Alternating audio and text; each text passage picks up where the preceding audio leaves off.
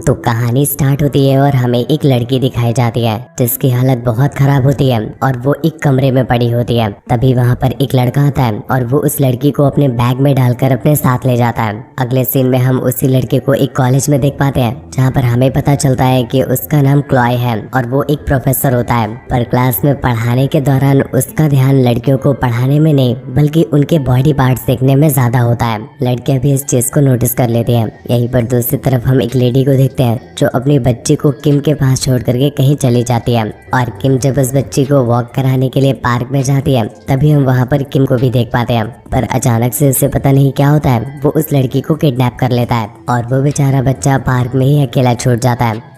यहाँ पर क्लॉय जब किम को घर पर लाकर खोलता है तो उसे पता चलता है कि वो बच्चा उस लड़की का नहीं होता है और ये बात जान करके किम बहुत उदास हो जाता है क्योंकि वो उसे इसीलिए यहाँ पर लाया था क्योंकि उसे ऐसा लग रहा था कि वो बच्चा किम का है। खैर वो उसे वहीं पर बांध करके वहाँ से चला जाता है। उसके जाने के बाद किम खुद को आज़ाद करने की बहुत कोशिश करती है पर उसे एक मोटी जंजीर से बांधा गया था तो वो खुद को नहीं खोल पा रही होती है। अगले दिन किम की जब आंख खुलती है तो वो देखती है कि क्लॉय उसके लिए नाश्ता लेकर आया है पर किम उस नाश्ते को नहीं खाती और उससे पूछती है कि आखिर उसने उसे यहाँ पर बांध कर क्यों रखा हुआ है। क्लॉय उसे बताता है कि उसे लड़कियों का दूध पीना बहुत पसंद है और इसीलिए वो किम को यहाँ पर लाया था। पर जब उसे पता चला है कि किम का कोई बेबी ही नहीं है, मतलब किम उसे दूध पिला ही नहीं सकती है, तो अभी मुझे समझ नहीं आ रहा तुम्हारे साथ क्या किया जाए। पर तुम परेशान मत हो, मैं तुम्हें मारूंगा नहीं बल्कि तुम्हें दूध देने लायक बना दूंगा। इसके बाद किम एक बार फिर से उसके मुंह को बांध देता है और फिर उसके सारे कपड़े हटा करके उसकी डेरियों की मसाज करने लगता है ताकि उनमें से दूध निकल सके।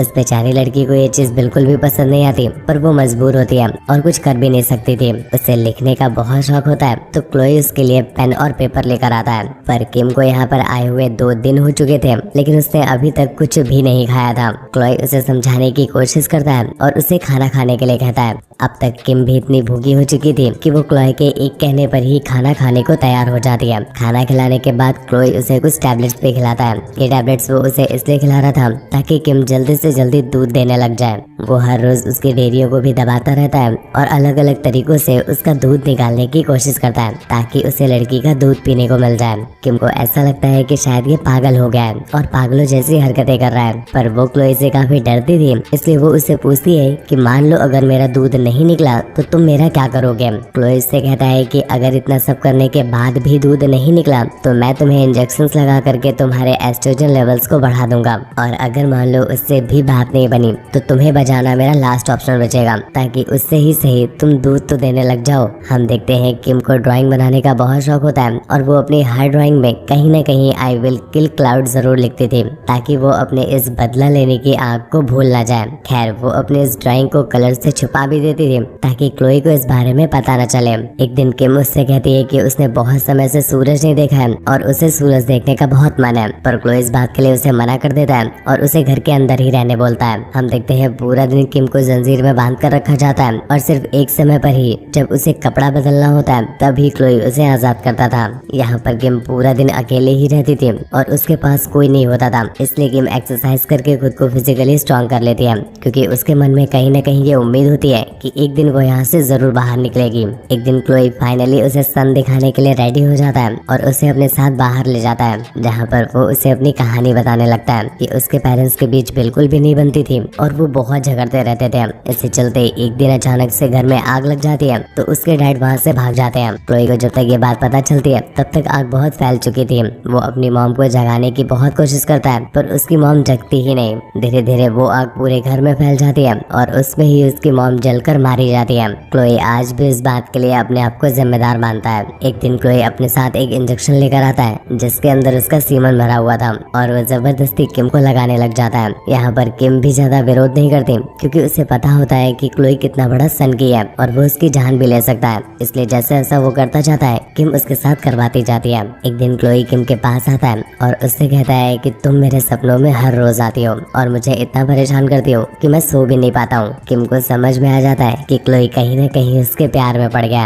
और ये चीज उसके लिए आगे चलकर बहुत बेनिफिशियल होने वाली है। एक दिन किम क्लोई से कहती है कि उसे आइसक्रीम और अचार खाने का मन कर रहा है। ये बात सुनकर क्लोई बहुत खुश हो जाता है और मार्केट में उसके लिए अचार और आइसक्रीम लेने जाता है। इसके साथ साथ वो उसके लिए एक ड्रेस भी लेकर आता है, पर किम उसे पहनने से मना कर देती है। वो क्लोई से कहती है कि मैं उस ड्रेस को तभी पहनूंगी जब तुम मेरे लिए एक मिरर लेकर आओगे। क्लोई भी उसे उस ड्रेस में बजाना चाहता था, तो वो बहुत एक्साइटेड हो जाता है, इसलिए तुरंत ही जाकर एक मिरर भी ले आता है। फाइनली वो दोनों तैयार होकर के घर पर ही एक डेट करते हैं। तभी क्लोई उससे कहता है कि तुम्हें सच में नहीं लगता कि मैं तुमसे बहुत प्यार करता हूँ। किम को उसकी बातें समझ नहीं आ रही थी, तो वो कुछ कहती नहीं, पर तभी क्लोई उससे कहता है कि मैंने तुम्हारे ड्राइंग वाले मैसेज को पढ़ लिया है और अब मुझे समझ नहीं आ रहा है कि मैं तुम्हारे साथ क्या करूँ। किम उसे समझाने की कोशिश करती है, पर क्लोई उसकी कोई बात नहीं सुनना चाहता था और यहीं पर सीन कट हो जाता है। अगले सीन में हम देखते हैं कि क्लोई के सपने में अब किम के साथ साथ उसकी मॉम भी आने लगी है, जिससे वो और परेशान होने लगता है। तभी एक दिन जहाँ पर उसने किम को बांध रखा था,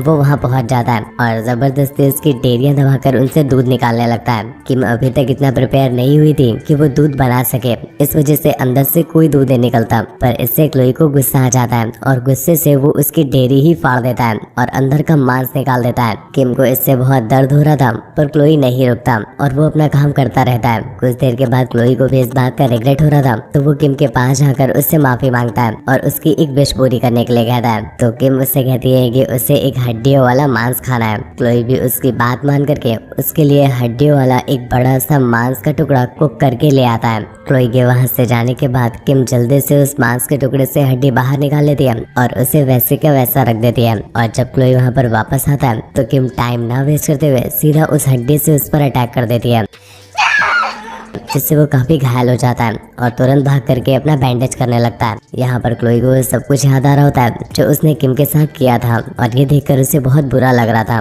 पर तभी वो एक चाकू उठाता है और सीन यहीं पर कट हो जाता है। अगले सीन में हम एक लड़के को देखते हैं जो क्लोई के घर पर आया हुआ होता है और वो अपने सामने क्लोई की पड़ी हुई लाश देखता है। ये देखकर हम समझ जाते हैं कि क्लोई को शायद अपने किए पर पछतावा हो गया था, या फिर शायद किम ने ही उसकी जान ले ली। आपको क्या लगता है नीचे कॉमेंट करके जरूर बताइएगा। मूवी की एंडिंग में हम किम को उसकी सिस्टर के पास देखते हैं, पर वो थोड़ा सा डिस्टर्ब हो चुकी थी और इसी के साथ ये कहानी यहीं पर एंड हो जाती है। तो दोस्तों, आपको कहानी कैसी लगी नीचे कमेंट करके जरूर बताइएगा और जो मैंने आपसे क्वेश्चन पूछा है उसका जवाब भी जरूर दीजिएगा। ऐसे ही और भी ज्यादा इंटरेस्टिंग मूवीज के लिए चैनल को ध्यान से सब्सक्राइब कर लीजिएगा, क्योंकि ऐसी इंटरेस्टिंग वीडियोस हम आपके लिए रोज रात को 8:30 बजे अपलोड